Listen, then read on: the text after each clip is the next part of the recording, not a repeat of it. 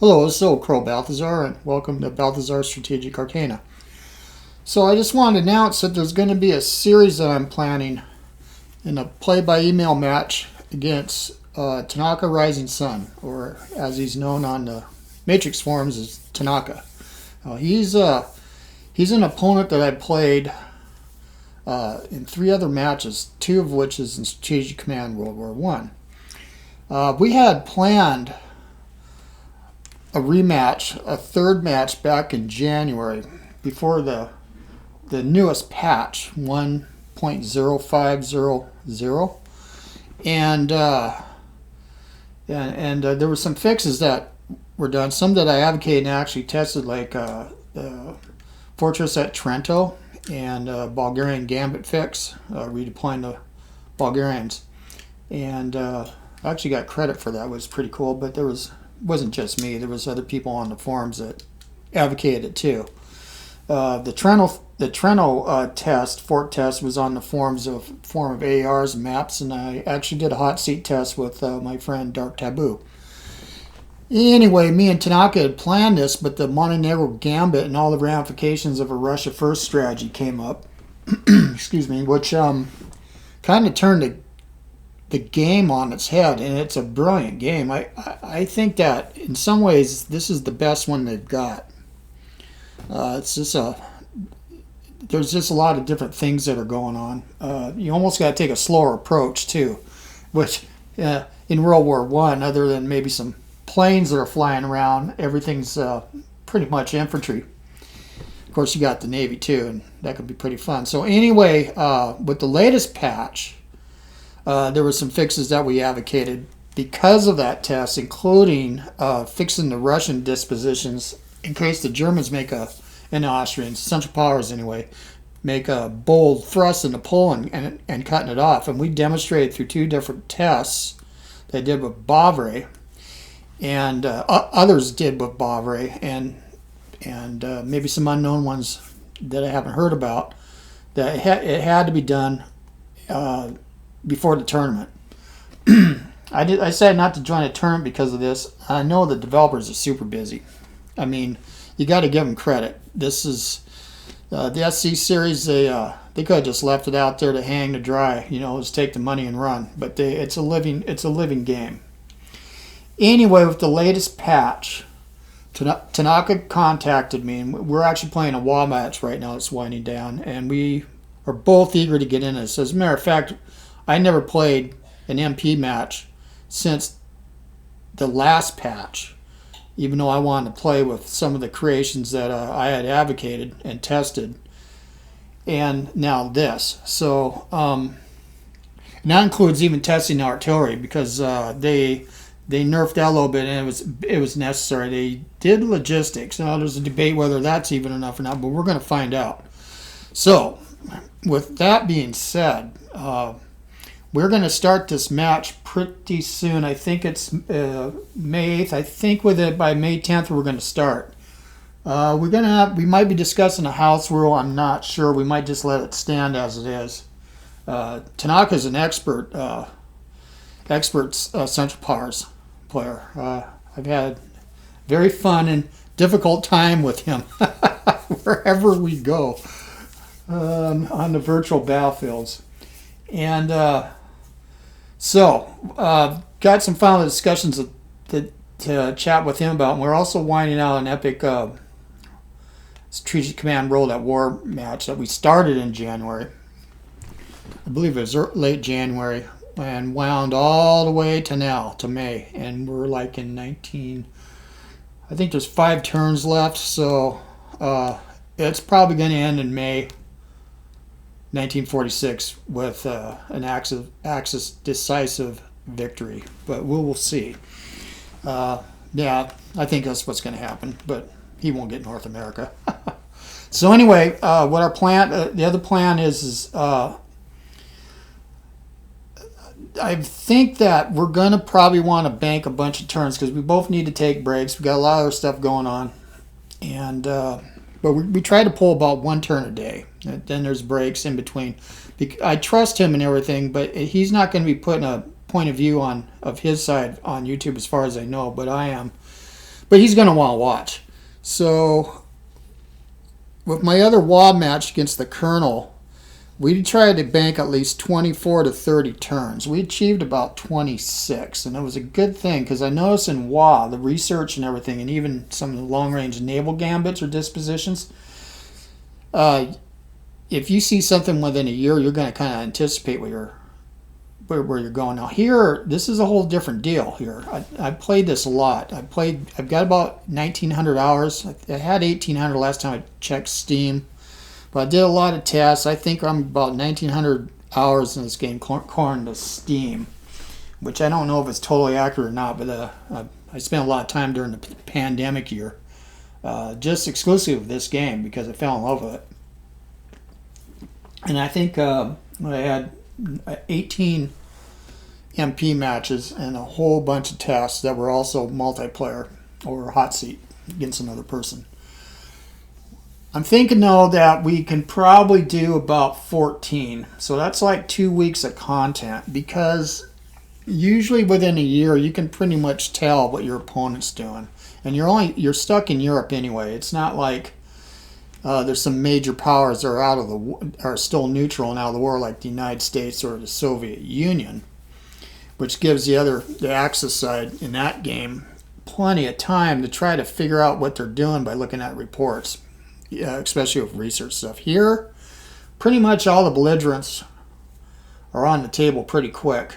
So if the Central Powers decides to do a Russia first, let's say, and do not invade Belgium, well, the British are still going to get in by about October, somewhere in there.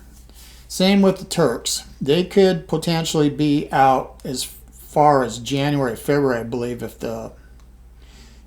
Great Britain doesn't give them back gives back their dreadnought. If they don't give them back, then they're in a lot earlier. So even with that, I don't think if anyone looks, if my opponent looked at the reports after, let's see, if we did even 14 turns, that's like a little bit over a year or a year. If we get some more in, that'd be cool. But I don't think that's going to be a huge impact, and I like to get this out. So anyway. That's what I'm thinking. And I've been looking at the map too, and they did make some changes. I had advocated snipping the railway from Sarajevo down to Mostar. They did snip this part, and there wasn't one at all. They didn't take this far, and I can understand the reasoning because this really nerfed the ports here. They'd be down to level 5. I still thought that would be good. There would be other ways we could fix the Austrians.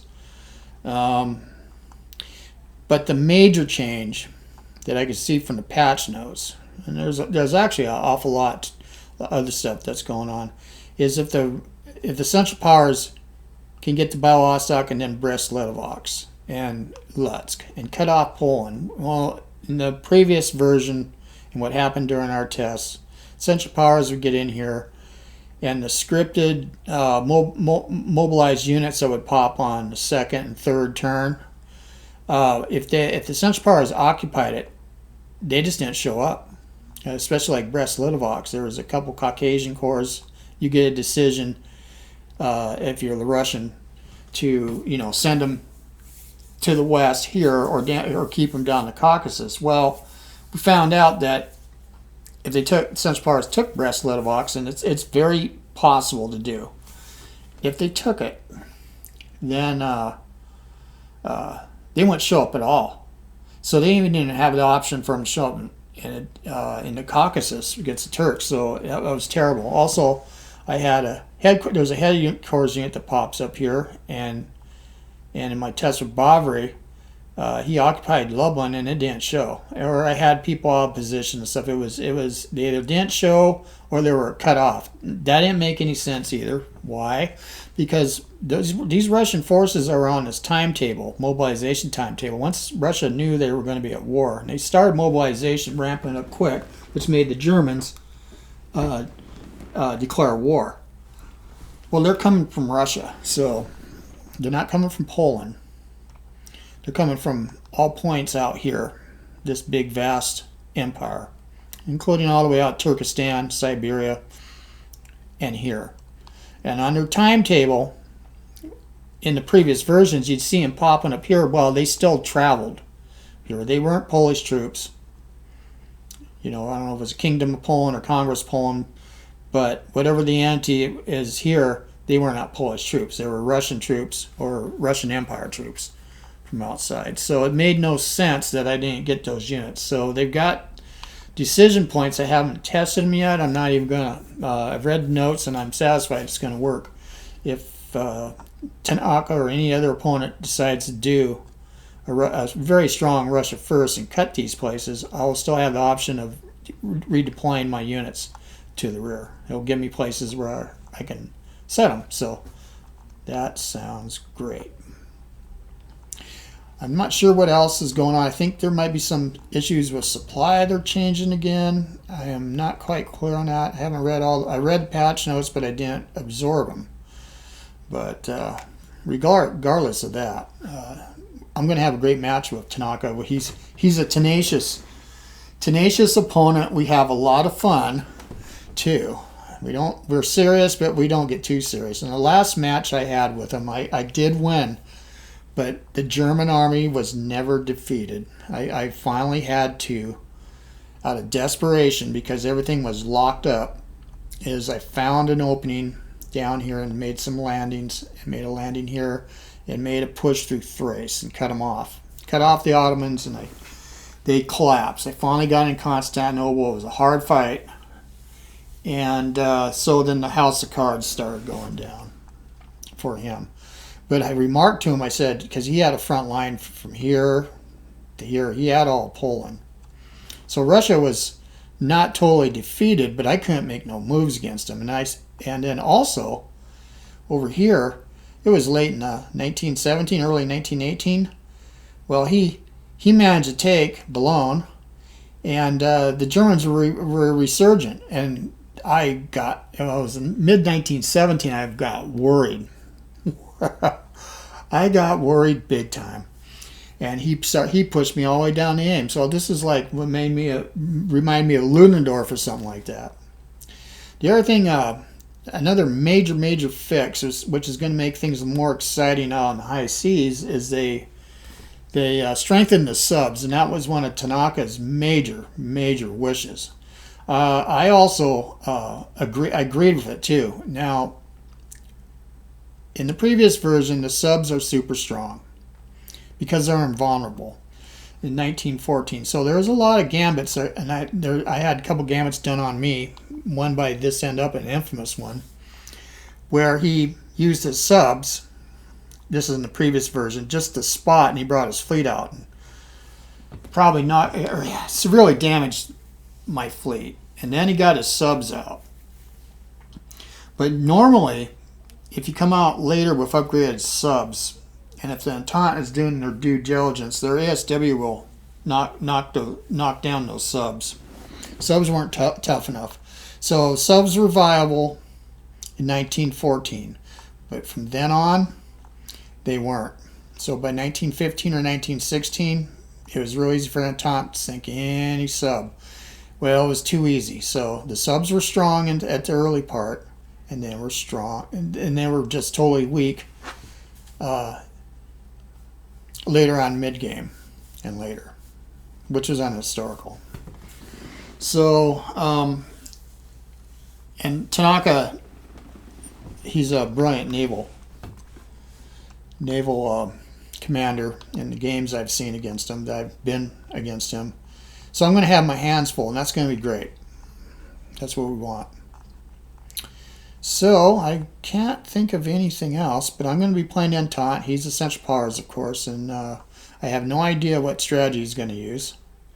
We're not going to discuss any of that. There may be a house rule dealing with chits. I don't think we're going to, either one of us going to sell chits. So I do like the option if you wanted to sell, well, as the Germans, like a one chit. You know, the Zeppelin chit or something like that. Well, I'm in the taunt side. Or, yeah, well, here's a good example here. Serbia. Serbia's got such a tiny industrial base, this is almost worthless, especially if he's Central Power is going to come on strong and there won't be anything left to left, I don't think. To take advantage of that. Because let's see, you got an alternate industrial here, an alternate industrial here, but it's small. So that's a common tactic for a top player, to sell this chit so they can at least get 50 MMP, which is critical to Serbia, especially if one of their convoy lines go down right here. And but I guess you could wait till the second turn. I don't know. I got to discuss that with him. But anyway, that's it. And I'm going to put this on YouTube, and I'll have an announcement later when it's going to schedule. But I believe it'll be 2 weeks out from once we commence, and I'm hoping we can get going on by May 10th. So thank you very much for listening and watching, and we'll see you on the virtual battlefield. Thank you.